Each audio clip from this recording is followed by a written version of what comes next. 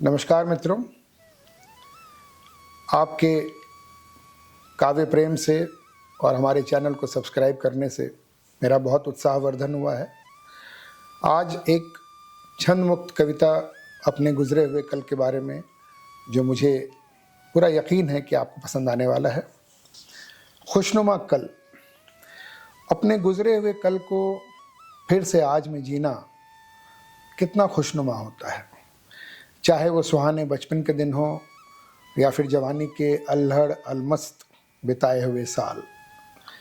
वो नीम की छांव तले जेठ की दोपहरी में माँ की हिदायत के बावजूद चुपके से निकल दोस्तों के संग कंचे खेलना, जाड़ों में पार्क की बगिया में तितली को पकड़ने की जिद में कीचड़ में गिर जाना, सावन में बरगद की लचकदार टहनियाँ पकड़ झूला झूलना कितना खुशनुमा होता था।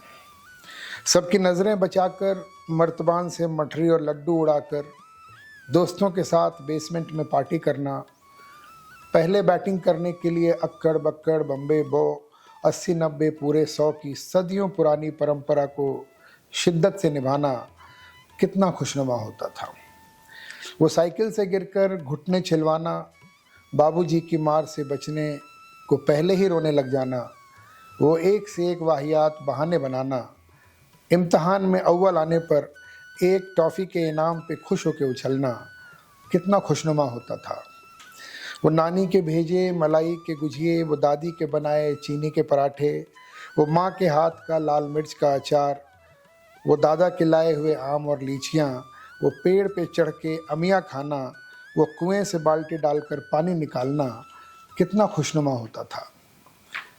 वो कॉलेज में लड़कियों की बातें करके गुदगुदी महसूस करना, क्लास में किसी लड़की की ओर ताकते हुए पकड़े जाना, किसी लड़की को मन ही मन बेहद चाहना और किसी दिन क्लास में उसके ना आने पर बेवजह उदास हो जाना, कभी बिना वजह उससे नोट्स की कॉपी लेने के बहाने उसकी उंगली छू जाना और एक मीठी सी सेहरन में तन बदन में भर जाना कितना खुशनुमा होता था।